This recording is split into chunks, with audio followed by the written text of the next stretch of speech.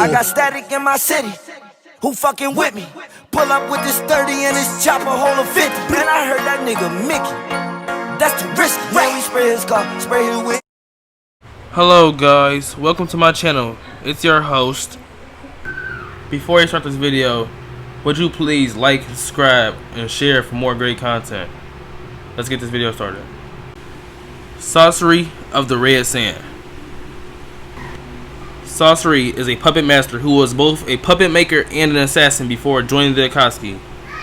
His most impressive assassination was killing the third Kazekage, and afterward he made him into a powerful puppet, fully capable of wielding the iron sand.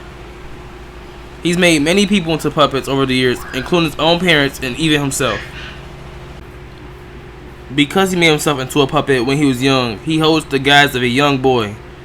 Because he has expanded his parameters of chakra control beyond that of any regular ninja, he's capable of wielding 100 puppets at a time instead of just one for each finger. All of his weapons are imbued with poison, and he's known to be able to attack with millions of microscopic homing projectiles of iron sand at the same time. People seem to think Sasori is weak because Sakura beat him. But I'm here to end that misconception. First, Chiyo was on her side, who knew how to counter everything he did. Second, they had an antidote to a specific poison beforehand, so they already had the same amount of prep. Third, it is strongly implied that Sasori let Chiyo stab him to be embraced by his parents. Fourth, Chiyo had the 10 strongest puppets ever created, besides arguably the third Kazekage, made by the very first puppet master. He isn't to be underestimated. Though he took down the third Kazekage, the strongest of all Kazekage, with iron sand, and also has the 100 puppets that took down an entire country. People underestimate Sasori because the only fight we saw him in was the most terrible matchup for him. Sakura and company had prepared this antidote to his poison, which is fatal otherwise. And Chiyo stated herself to know everything about Sasori except the Sasori puppet body at the end.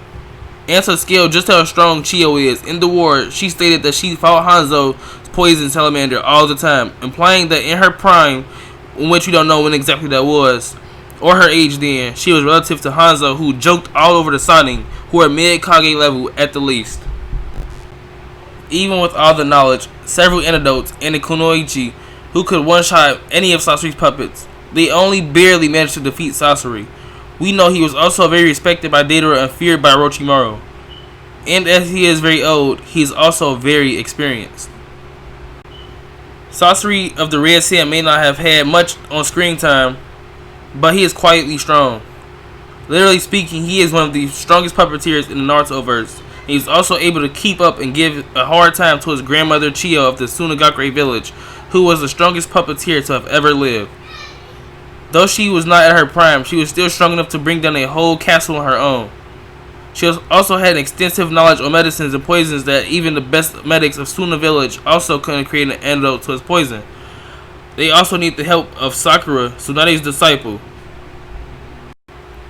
Even during the Fourth Great War, his reanimated body did a lot of damage on the Shinobi Alliance all by himself.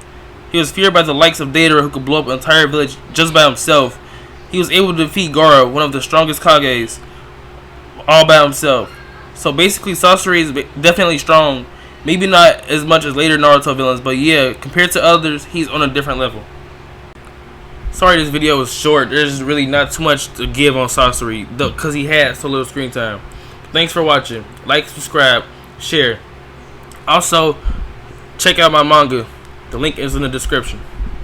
Peace.